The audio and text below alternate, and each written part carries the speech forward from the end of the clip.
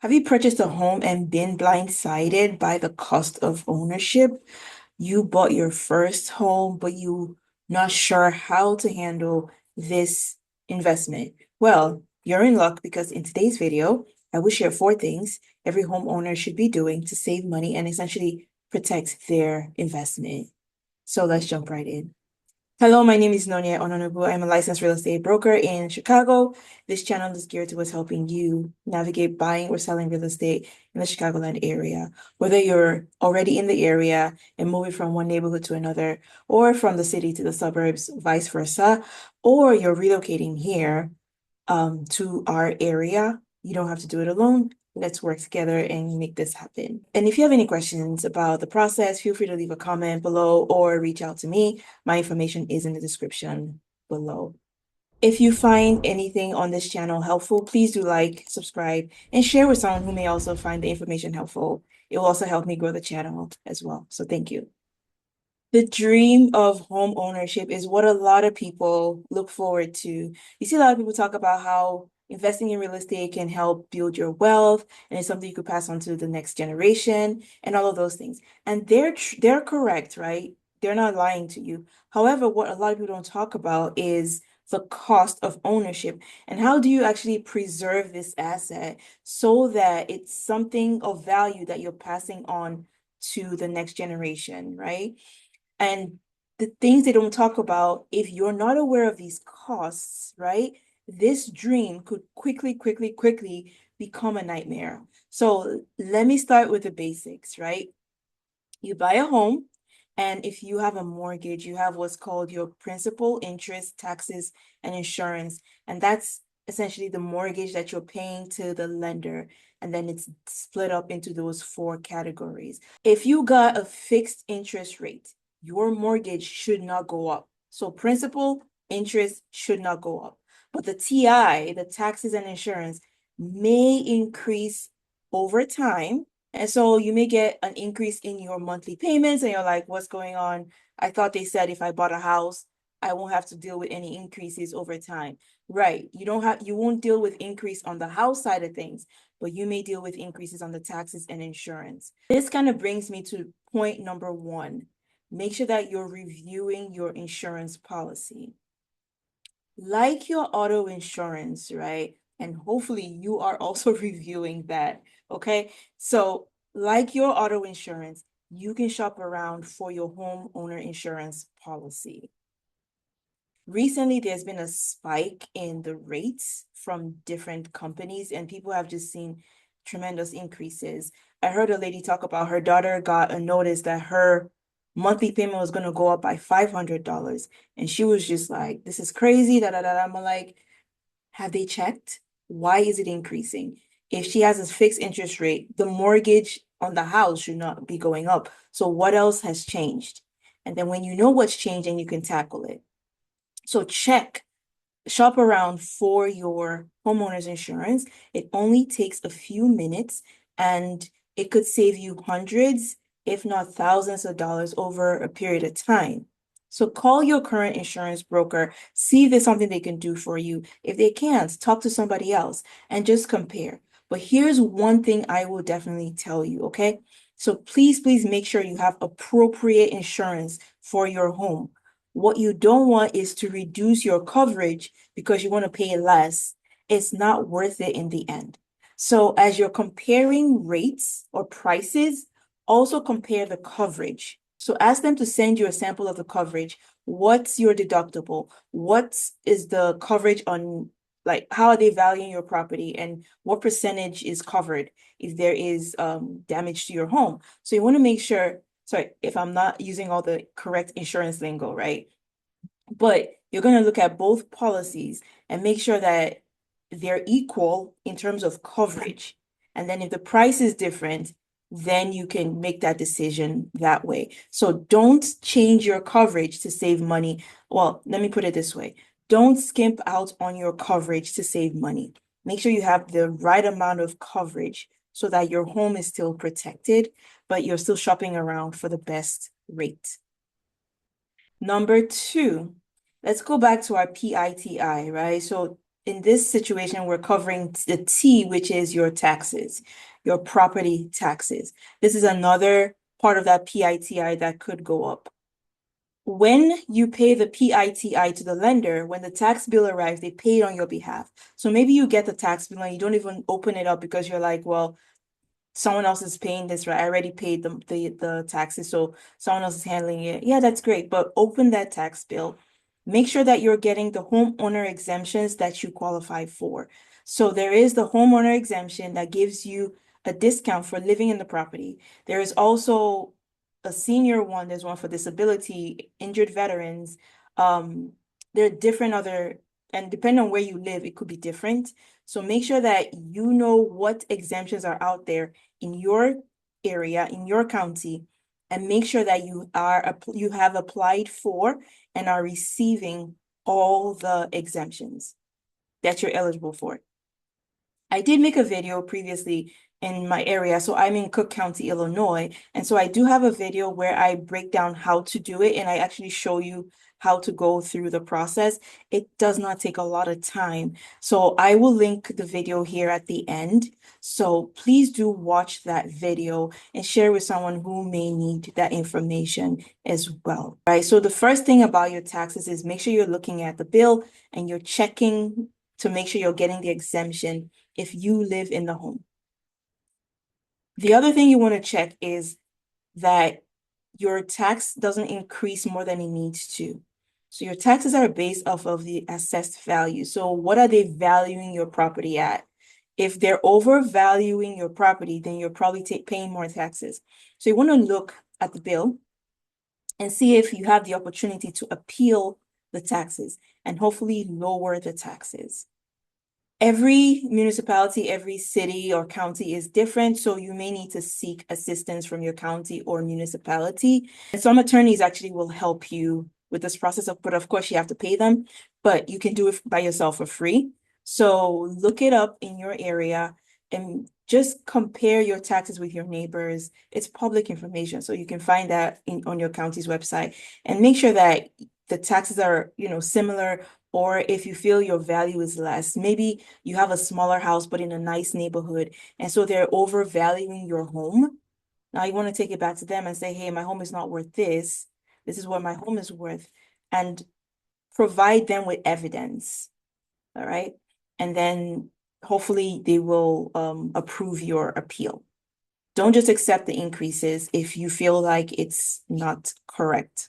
So you need to pay attention to your property taxes because if they go unpaid, you could lose your property. All right. So it's very important. If you're finding this information helpful, please do like the video and subscribe to the channel. And if you stay to the end, I actually have a gift for you all. Number 3, let's talk about utilities. Perhaps in the process of moving or purchasing this property, you moved from a smaller unit or a condo to a house or a bigger condo. And so with this move, you have more utilities.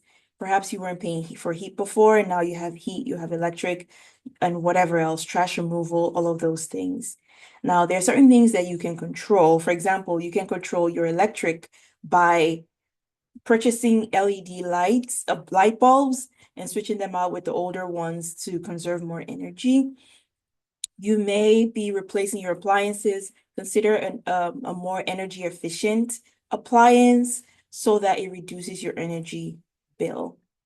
If you're not using certain things, unplug them from the outlet. If you are leaving the room or your home, turn off the lights so that you're not just paying for electricity that you're not even using. Also, consider a smart thermostat. This is a must if you live in colder areas. Not only is it connected to your phone where you can regulate it from anywhere in the world that has internet access, but it helps you also regulate the energy that's being used. And so by doing that, you're reducing your energy bill. Check with your utility provider. Some of them have a rebate program that helps you purchase these smart thermostats for a huge, huge discount. The last time I checked, you could get one for about 20-ish dollars, right? Which is not bad for the savings that you will enjoy, especially in the winter time. So I'm going to go off topic just a little bit. I was speaking with someone a while ago, and they were telling me how their energy bill was just so high. And essentially from the conversation, I found out that when they leave the home, they turn off the heat. And then when they come back, they turn it back on because they're like, I don't want the furnace to be on while I'm not home. And I'm like, that's even worse because then you leave, you turn it off, the house gets extremely cold, then you get back home, you turn it on. Now the furnace has to work extremely hard to heat up that home from, let's say, 45 degrees to 68 degrees. So you're looking at over 20 degrees change in temperature. So all the energy the furnace has to use at that period is what's causing an increase in your bill. And they're like, oh, I never thought about it that way. Like, yeah, if you're going out, turn it down a little bit. Yes, that's great, but don't shut it off. Don't turn it to like a really, really low number because you're trying to save um on your heating bill. You're actually doing the opposite. But when you have a smart thermostat, for example, you're able to regulate it more. So instead of turning it off totally, you could do from, let's say, between 65 and 68. Some people like their homes warmer. So you could probably do 68 as your minimum and then maybe 72 or 70 while you're home. So whatever it is, right? Make sure that there isn't that huge swing each time your furnace is working because the more energy it uses, the higher your bill is going to be. A couple other things you can do to help with the energy bill, especially in the winter time, is making sure that there isn't a draft coming through doors, through windows, through different cracks here and there where air from outside is coming in, or you're losing heat and heat is going out instead of warming up the home. So you may want to seal up those places. Consider insulating your attic or insulating your basement walls or wherever it is so that the home is warmer and you're able to retain the heat, and the heat that your furnace is generating is not just leaving the building.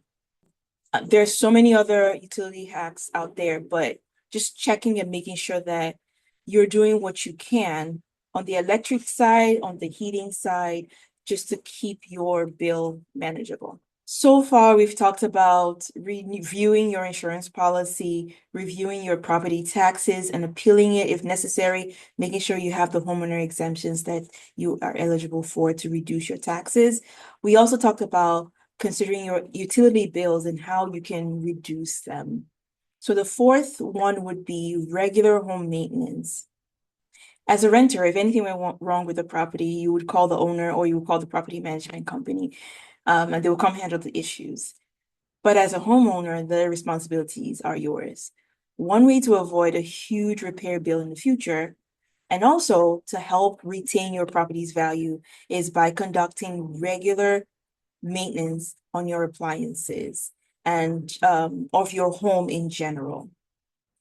Some things to consider include servicing your HVAC system annually, periodically vacuuming your vents, like your dryer vents, and also your HVAC ducts. If the air ducts are filled with dust, it reduces the efficiency of your furnace and also of your AC because the air is like fighting to come through. Changing your air filters, right? So making sure that you're doing those things regularly for maximum efficiency and reducing your utility bill, like we just talked about in number 3. You also want to check to make sure that your dryer vent, like I mentioned earlier, is not clogged. You're cleaning out the vent in the dryer as well as you use the dryer, checking your gutters. And if you need to, you may need to redirect water away from your foundation and away from the house. You want the water running away from the house and not towards the house, because as it's coming towards the house, it may weaken the foundation and lead to cracks, leaks, or whatever it is. So you want to direct water away from the house. So this is what you can do by doing a visual inspection of the exterior of your home. You want to inspect the roof and make repairs as needed. yeah, to avoid like a leak inside the house that could then cause damage to your flooring, damage to your carpet, damage to the drywall, all of these things. So checking those things periodically can lead to bigger problems in the future.